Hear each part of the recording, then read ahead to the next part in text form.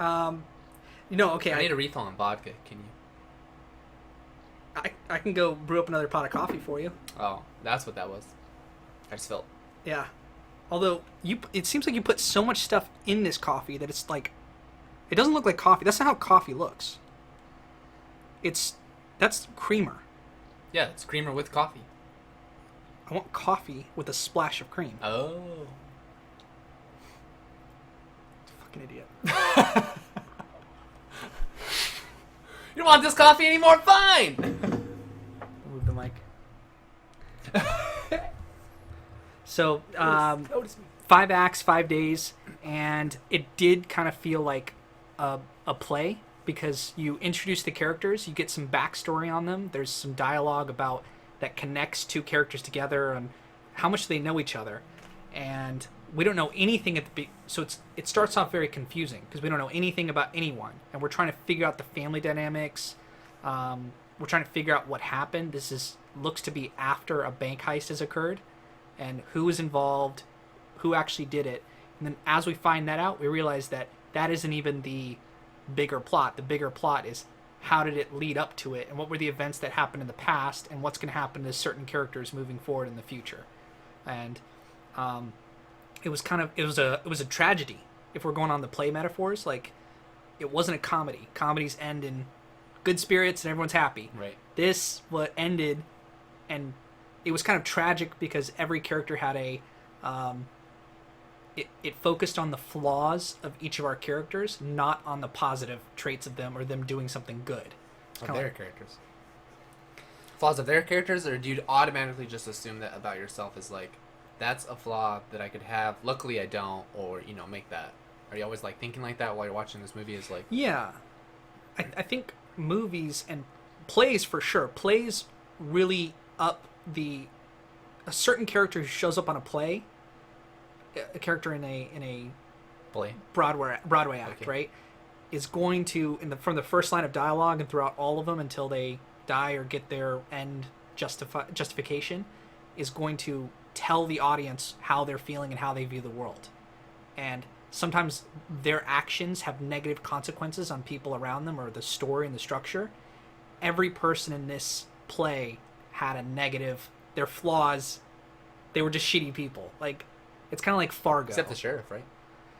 Arguably still the sheriff, because he had a disgust syndrome on everybody. He was very hyper judgmental. He was very upset and kind of that quiet, reserved anger that the young man who joins police force, and he originally wants to do it for the good, and then he gets so disgusted by people around him and the corruption that he takes the law into his own hands, which is not what a cop should do. That's kind of a corrupt cop, but you think you're doing it for the right reasons. Just dropping that. Yeah, I wouldn't say that was a flaw. I'd say that was a You wouldn't say that's a flaw? unethical plan Yeah. and that you carried out. I'm saying flaw in the Obviously, he killed someone, so maybe that's a flaw enough. If you already premeditate a murder, because they have the plan from the beginning. Yeah, I guess so. Yeah. flaw is I like just think a of literary him because concept. he's the main character, and I see him go through the movie, and he's doing nice things for people. He's joking around with his partner. He's taking care of his niece and his. So you think the cop sister-in-law. was the main character? In the end, he got his way. Right. I think the cop was the main character. I You think thought Dwight was the main character? I thought Dwight Schrute was the main character at first. Rainn Wilson. Rainn Wilson. I thought he because from the first day we follow him, and the second day, I don't remember who we follow on the second day, but he is. Well, the thing is, the movie opens up on Friday, so we follow him, and then he gets shot at the end. And so that's kind of like, we thought that's the climax of the film is being shown at the beginning of the film, which is our main character, who seems like a family man, was robbing a bank, got the money, and gets betrayed and shot.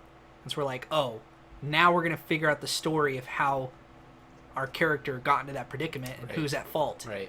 And as it turns out, the movie switches on us that it was his brother-in-law, right? The cop Yeah. who went off with the girl and shot Rainn Wilson and took the money and left. Oh yeah, because he has blood all over him. I remember now. It's all coming back to me. Glad we're talking about. Yeah. I'm glad you're talking about it. It's funny because I've seen this movie. I saw this. You movie saw this movie 3 a year times. ago. Probably a year ago when it was like soon after it was coming out, and then it just fell under the rest of the stuff that was out at that time. And then I probably watched it again 6 months ago, and I just didn't remember watching it. I wouldn't say it was a forgettable movie, but the sequence It of didn't events hook you that- in? The sequence of events that happened, it wasn't that it didn't make sense. You see the end, you're like, oh, okay, I get it, and then I just kind of moved on. So it wasn't something that it didn't hook me. Like, See, it I wasn't hooked a me fish. from the first. I was actually sitting here. I was like playing a game or something on my right screen, and on my left screen I just clicked on it because I was whatever. And within the first 5 minutes, I had to pause what I was doing and like I might have been drawing or sketching or something, and I put it down, and I just like I'm just gonna focus on this movie because it got me like pulled in. It might have been 15 or 20 minutes in. Right. And then I recommended it to you, and you didn't think you had watched it, so we both sat down and rewatched it, and I got more out of it that second viewing, which is kind of hard for a movie. Yeah. And then as we were watching it, you realized that you had seen it, Yeah. and this might have been your third time viewing it, and kind of everything came back and you remembered. Right. I remembered the characters. I didn't remember the sequence of events, which maybe I'm just I just have a bad memory. Not gonna Just lend. got a lot of Not other gonna shit lend going to the future of this podcast. Whatever. Or what movie did you watch? I've never seen that one before. I've actually done a video on it. I had seen it. My bad. I'm gonna love it. I'm gonna love it if we do that. But I mean, there's definitely forgettable movies. I wouldn't call this an unforgettable movie. Like, Right. yeah. Well, I obviously can't, never would call it an unforgettable movie. But it's still good. That's not to take away from the fact that most people, I think, will enjoy it. Did you So go watch it. Bye! see? Did you have anything that you wanted to talk about with the movie? Because I mean, I write bullet points, and there's stuff I want to bounce off of you. Did you have anything? I didn't have any. Excuse me, I didn't have any major points to point out. Yeah. Are we boring you? What? Are we boring you? Yeah, you're boring. You're You're young. putting me to sleep, dude. These poor viewers. They've already gone. They left. They left when we stopped talking about it. We introduced the movie and we digressed instantly. See ya. See ya. Don't worry, we'll have our timestamps so you can come back when it's important. Someone that clicks on the video, scrolls down, clicks on the We can just have timestamp. timestamps and it just has relevant, all the other things. Non-relevant to this video. Relevant. Just keep clicking around. Nice. Don't you guys edit? No. No. What's edit? I don't even know how to edit. I don't know what a computer is, so I don't really. I don't even Someone know how told these me to things press go. this red button and talk. That's what I'm doing. We got our production crew in the back working on all this. All right, well, we'll go through. Into the mic. The director was Oren Uziel. Uziel? Yeah, I saw you U-Z- write that down as soon as it came I out. think it's good. It's good to give directors. Yeah. The credit. Yeah. Should name all the actors too, like we did for some of the old movies. Nope. I'll do that. Okay. Continue talking. All right. So, start off with confusion as to the family dynamic.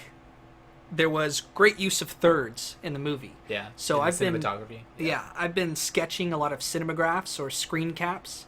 I'll just type in one of my favorite movies. Yesterday I was doing The Matrix, and you start to notice good films use the rule of thirds, which in photography, I already know you know this, but To educate the audience. yeah, put stuff like split the screen in thirds, horizontally and vertically. Those 4 points, the crossover, is really where you want the viewer's eyes, the focal point, to be.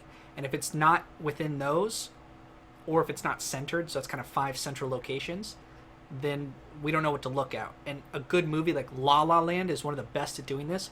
The whole movie just guides you to different spots, and the way they edit scenes together, if you were focusing on the top left, you're going to be still focusing the top left and transitioned over to the bottom right. Yeah, during the scene, and then when the It transition feels good. again, you're looking in the same spot. As soon as the transition kicks in, you're like, oh well, my eyes are already here. It doesn't take someone like, it doesn't take a lot of like processing power in a way for someone to be like, oh, what am I supposed to be looking at? What are the focal points in this movie? It just kind of, it makes it easy for you. Hopefully that doesn't make it lazy though, like a lazy viewer. Like if someone, and, you know, Most maybe they viewers are designed lazy, it. and that's okay. Right, but You know, is it okay? yeah, because I mean, as you say, like most people just turn on a movie to watch something. They go out to the theater because I don't have anything else going on tonight. Right, but I don't hope that people are lazy viewers. I hope that anyone watches a movie It's and active. then they find a good movie, and that kind of turns them on to, I want to find more good movies. Well, what did I like about this? And then they analyze that movie, why they liked it, and they, you know, are able to, you know, with the great resource we have of the internet, which I can't believe you hated on early. We're gonna edit that part. No, I pray to That'll the get internet us every banned. morning. I wake up and I do a little to our Ethernet cable. Namaste. I bring it master. gifts. What am I doing today? Yeah. Oh, I have to work, but.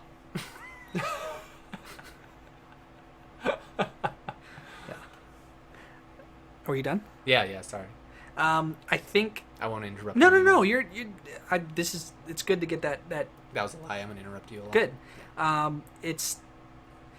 I don't think a good movie needs to utilize the rule of thirds or whatever, but you'll notice that good movies with audiences that don't even know what's going on, that they'll just like, I like that movie, or it was very clear. It's kind of a trick that you should use without even. It's one of the fundamentals of showing something to someone on a screen, is you want to direct their attention there. Right. You know about the Fibonacci sequence? Mhm. So nature has that, so we like things that fit Right. within that. Right. This movie did that Did great. they know what the Fibonacci sequence is? Fibonacci sequence is like 1 to 1, and then double that. It's 1 to 1 to 2, and then double those two numbers is 1 to 1 to 2 to 3. Then add 3 to 2, that's 5. Add 5 to 3, that's 8. Add 8 to 5, that's going through 8 to 5 is 13. But it's the golden ratio. So your face is I'm not getting this exactly right, but like, well, maybe you'll take your hand. So your hand to a finger is one length, and this is this is half as much as that, and then a finger is a third of that, or something like that, and then the final end is a ratio that's compared. And you find this with leaves, you find this with seashells, you find this with the way trees grow, you find this with the human body. The closer that someone's face kind of aligns with the golden ratio, with their eyes are a certain proportion from their entire head, and all that kind of stuff. Your ears is golden ratio. That the human eye kind of perceives that as perfect, close to perfect. Gotcha. And if it's off from that, we view it as imperfect. Yeah, pleasing to the eye. Something that you want to keep looking at, or that intrigues you, I guess. So if you have a painting, you should have, if the whole canvas, the ship or the focal point, let's say you're doing a painting of a sea, should be half of it. But then the detail within that should be a third of that. And then the detail within that is like the little person on there should be a fifth of the entire thing. I'm getting some of these details wrong, but you kind of get the idea. And so, yeah, that concept is really good for visual storytelling. Right. And this movie did the simple concept of that, which is thirds. Are we doing the rule of thirds? Are we? That's a good, maybe. Kinda. No. Look, I'm in the top. Look right here. Yeah, Whoop, third. one, Yeah. and then you're one, and then both are. Dead space behind me. You have the focal points on your beautiful Yeah. side of your head. Your beautiful if profile. I stand right in the, if I sit right behind the light, it looks like I'm Jesus. You always look like Jesus anyway. What does that mean? You're angelic. I like that. Thank you. So, like early on in the movie, if you guys just like click on your computer and just watch the first 5 minutes of this movie, you'll see the basement door is a bottom right focal point of action. So in the house, they had the basement door that was, they zoomed in and Rainn Wilson was there at the very beginning, and then he's hiding in there, and then the cop goes in, and just the way they shot that was intentional for sure. Yeah, definitely the angle that they took in that basement to be like, all right, when this comes up, this will be the third of that, or this will be the focus point of that. Not the third, the fourth. The third is different from the fourth, right? Yeah, the rule of thirds makes into 4 locations, and if you're going to focus on one part of the location, you want to keep that. And if you're going to change it for good reason, because there's an action, there's a transition. Gotcha. Yeah. All right, talk that one to death. Rule of thirds. Shot introduction of characters is important. So I noticed this on my second rewatch. Is they introduce a character, and every time that character is doing something interesting that pertains, it's a little shadow to the rest of the movie. Okay, gotcha. Like, do you have an example? Do you remember anything? Yeah, the cop when they first show him at the dinner table or breakfast table, at the beginning of the movie, he adjusts his arm like that, and because he's sore because he's been shot. In reality, he shot himself, or had his girlfriend, his chica. Wasn't it on this one? It seemed like good form and structure. So, this was an important point to me because I've been learning drawing, and how you learn drawing is you do form and structure first. So you do broad outlines of, it's almost like sculpting. You want to get a big log in there, or a piece of wood, or ice sculpture, and you do the form first. Yeah, you shave off the top. If you're making like a statue or something, you're gonna shave off the top, make it kind of cone, and then you kind of, you get the big chunks out of the way until you can get into the shape that you want to do, and then you have room to work with. And it's crazy to me because there's a lot of big movies that don't have good form and structure. It seems like they have cheap. It seems like they wanted to do the dialogue or the action shots or the action itself, and they just missed the whole form of the movie, like the good structure as a movie. Like, if you shoot a movie on an iPhone for cheap, if it has solid structure, the details, the acting, all that can be bad. But if people recognize good, it's like fundamentals. If you have good fundamentals in basketball or tennis, you can get pretty good because you're beating all the people without fundamentals. Right. You never think about movies with fundamentals. You just watch them and go, good, bad. Yeah, good. You're a fucking caveman compared to me, dude.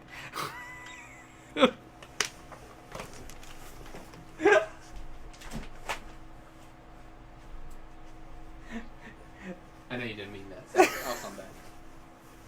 You're like normal viewer. Michael, Corey's like one notch above. All our viewers are in between. You're my friend. So I really appreciated that the dialogue and the shots are just details that fill in the gaps. Because they had pretty good dialogue, pretty good what they chose to shoot. But the solid portion of the movie was the story and the structure and everyone loves a small town murder mystery. And it was really solid, really well written, well directed screenplay. Like, good vision. They didn't just throw a bunch of stuff in let's shoot and that. hope it works. Right. And you can definitely tell. Well, yeah. Well, I think there was a lot in order to tell a movie like that where you have to go backwards. Tell the days in reverse almost. You better have a goddamn structure to do it, because otherwise no one's going to be able to follow what you're doing. And I think it shows that they put so much time in before that now in the fruition of things you can have, like you said, the bad acting or poor lines or whatever. I'll ignore most of that. Yeah, all the other stuff that falls to the side because you have that good structure. I mean, this movie is is a really good example, obviously, because you can't tell the story that way if you don't have good structure. What if you just took what you wanted from these clips and made your own channel and it blew up? You just don't know. It's like, dude, what is this channel over here? It looks really familiar. Your face is blurred and voice is changed. No video, so no one can tell. Sounds really familiar. That's my new plan. Well, good luck with that. I hope Thanks. you succeed. Thank you. I talked about layered levels of dialogue. So one of those was, this town needs a bath. And at the time that the cop said it, it was raining. And so there's lots of levels to that line of dialogue that he kind of means that this town needs a bath. That he's talking about the corruption. How dirty it is. Yeah. And I wouldn't necessarily that means corruption. You know it's corruption because you know the judge is da-da-da, and you know The cop knows the it too, lawyer though. was, you know, corrupt as well. But overall, I think the broad term of this town is dirty doesn't necessarily have to mean corruption, because there's so many dirty things about it. They got drugs. They got, you know, well, not prostitution. Yeah, I guess prostitution was what Prostitutes that was. need a bath too. Yeah, that's what I everyone mean. needs a bath. But yeah, the whole thing was dirty, and corruption is one facet of that dirtiness. So uncleanliness, Yeah. But the other level to that, the other layer to that point of dialogue is that he is gonna do it. Like, he's telling His niece. it was his niece, so he's telling his niece what needs to be done. I'm gonna give it a bath. I'm gonna clean this up. And that's very, I mean, we find out later that he's the one who runs off the money. Yep. He's the one with the faucet. He's the one giving people baths. He's got the squeegee in his hands. Squeegees aren't really used for cleaning people. What's a little... Oh, a loofah. Sorry. He's got the loofah. He's got the loofah. Thanks. Squeegee is what you dry your car with. Sorry. Or if you're a diver. You dry Squeegee, your I always think of like a tennis court or something. Or like a window on the side of the building. Isn't that a squeegee? Yeah, I'm thinking of... Starts with an S2. It's really close. It's on the tip of my tongue. Shamu? No. I forgot. But I think you might be right. Tennis court. More like in the bath. It's more like in bathrooms where you have like glass. You don't want the water stains on the glass, so you gotta use the squeegee. Just like that. Sounds like that too. Anyway. I'm gonna squeegee you.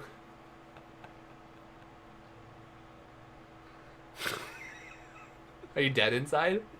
I just... That was like a Trumpian level of like... What's it called? The stream of thought? Stream of consciousness? Squeegee, loofah, tennis. These are my contributions. It was a super enjoyable rewatch. I'm halfway through with my I bullet know. points. It was a horror-like We'll get there eventually. scene. So the horror-like scene was, there was a 19-year-old gay prostitute with green hair who was on meth. He smoked meth, and then he screamed. He had to like take a shit, and he was like, he had seen the judge of Was it the meth? town. I mean, what do you think it was? Heroin. You think he was smoking heroin out of a pipe? I think he's smoking meth. If you're smoking meth, you... You think it was a crack pipe, maybe? Like Yeah. it was maybe crack? Yeah. Meth is like really hard. Like you would not be able to do any of your prostitute duties at all. But oh, you if think you the smoke meth is heroin, tight. it doesn't make... I learned this from Train Spotting. It makes you constipated. That's the best source to get for... Why don't you learn from your girlfriend what heroin does? Oh, she's a heroin addict, right? Yeah. Oh, yeah. No, she's a nurse. She takes care of heroin addicts. She's an emergency department nurse, so she sees this all the time. Yikes. Yeah, it's a rough job. She comes back, she's like, had a 22-year-old overdose today. It's like, and just die. It's like, Nope. Not me. yeah. No, I can't do that either. Nope. Yeah. And then you go into the next room right after that, and there's someone with a cough who's like really frustrated because you aren't giving me like pain meds or it's something ridiculous. It's like, you need to go home and drink a tea. Like, you don't need to be here. But You paid for it. they don't pay. Oh, I know. Yeah. Self-pay means no pay. So, you think the judge of the town who's got like a wife and kids and lives like this Is kind of supposed to be straight a conservative. a pillar of the community. I'm a lawyer. Look, I made it. And his deep dark secret Yeah. is that he hires male prostitutes. That I thought the kid was like underage or something, but turns out like he says he's 19. Okay. So I mean I thought because to me it's like this isn't an old movie. It came out. I don't know when this movie came out. He tries to read the I'm fine trying to read print it. of his movie poster. I don't know when it came out, but I mean, I think it was 2018. That's my prediction. Maybe 2018. Summer 2017. Okay. That's not like a deep dark. I mean, it's I guess if you're a judge of a small town, but I guess you can't call gay prostitutes over, or go to motels and meet them. Nope. While they're doing drugs. I guess that's a deep dark secret. And that kid obviously walked over there because he had to walk away. And so it was kind of like I love the way they set it up. That see if you can get the appreciation of when you were watching that scene. It was like a horror. It was like all these things were going wrong. So the kid smokes like what I thought to be an upper, and he says, "I have to shit real quick." And then he goes into the bathroom, and then as soon as he goes in, Rainn Wilson comes in with a gun. And like, give me the fucking money and like all this stuff, and the kid's in the bathroom like Holding his shit in. Yeah, He's like, I gotta shit, but I can't let anyone know I'm here. It was such a good tense scene. Yeah. Like they really ramped up like the stakes. Yeah, That's how I shit though when I shit. that's just normal. Straining with your neck every day. I'm just kidding. If that's how you... Dude, if you did that 2 times in a row, I'd move out, dude. Lock the door. Don't even. You can't go in the bathroom. This is not just a closed door to give you respectful, smell Yeah, blocking. yeah. This is needs repairs. That wing of the house is closed. Like, Never to be reopened again. why is Boo so funny, dude? Oh, man. I feel like every episode we just go off the rails. That's what we can name it. Off the rails. Off the rails. 2020. You want to call it that? I'm down. We're gonna have a running dab counter of how many times I. I love the setup. I love the fact that he's on meth. I love the fact that he's not supposed to be there. I love the fact that each character doesn't...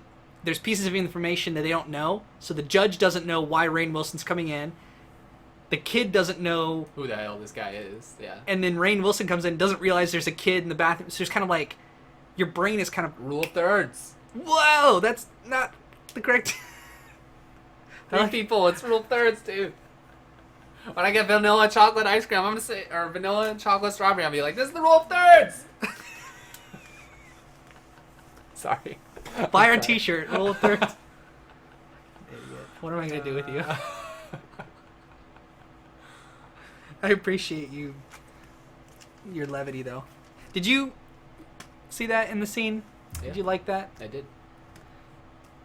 It lent to the tenseness of the situation. You know, someone can come in with a gun. Oh, he just has the power. He's gonna get what he wants. Seen this anyway. before? Yeah, I don't care. And then you just keep cutting to the kid who's like trying to cut his shit off, and and then it just explodes. Eventually, you He's just like, "Is someone in there? Don't go in there, please." And then he opens the door, and then him and the guy like get into a tussle, and then the gun goes off. Yeah, you hear the gun go off. You don't see what happened. And then and then he's like screaming, and it was just that. It was so weird to watch it. It was almost like a David Lynch film. Okay. You know David Lynch? We've talked about this before. Sure. Lost Highway. And so it just does such weird, awkward, like a naked young guy in a nice bathroom with green hair who's on meth, shitting himself, and someone got shot. It's just so like off. Yeah. I just loved it. Yeah. It's a unique scene for sure. Yeah. Memorable. Memorable. Horrific Yeah. to me. It was like That was one of the scenes that I remember. I was like, oh, I know what happens here. When I watched it, the second and third time. yeah. And it turns out that Rainn Wilson shoots the judge. The judge. Judge Dredd. Interesting character choices, by the way, casting wise. because I felt like Rainn Wilson and John Michael Higgins. Who's John Michael Higgins? That's the judge. Okay. Both of them are kind of known for a little bit more like funny characters. Yeah. Even the FBI guys were kind of like, hey, They were funny. We're funny. Yeah. Yeah. So it wasn't necessarily like a town mystery murder. It's kind of like, oh, this is a kind of funny movie. Oh, you don't really know what's going on, and then to the end, it's like, oh, gotcha. Yeah. I was laughing during Yeah. the movie. I mean, it's funny. Yeah. It's ridiculous. Right. Not a comedy. It's ridiculous, but still believable. It's ridiculous in the fact that the chances of this, what are the chances of this happening? Not in our life, but, in the movie. It's like, this sequence of events goes kind of like off the deep end, but it still keeps it like just enough that it's like, it's plausible. Yeah. Yeah. So the movie's themes were kind of consequences of incompetent, flawed characters. It's a tragedy. It's all bad. There's no good ending, but there is an ending. There is a good ending. They got revenge for their kid. But I would submit that he didn't do it the right way, and he doesn't have a good value system. But the ends justify the means doesn't necessarily mean that it's a bad ending. By bad ending, I don't mean like it wrapped everything up and it was a great ending, but it was morally, it makes you feel uncomfortable. Like you weren't, like he wasn't some Captain America who at the end of the day saved everyone and everyone's happy. That's fair. Movies are like theater. It's not supposed to be realistic if we have a good cast. So you don't have to have realistic characters. If you have a memorable character, that sometimes people will buy it and go, I'm still invested in this movie.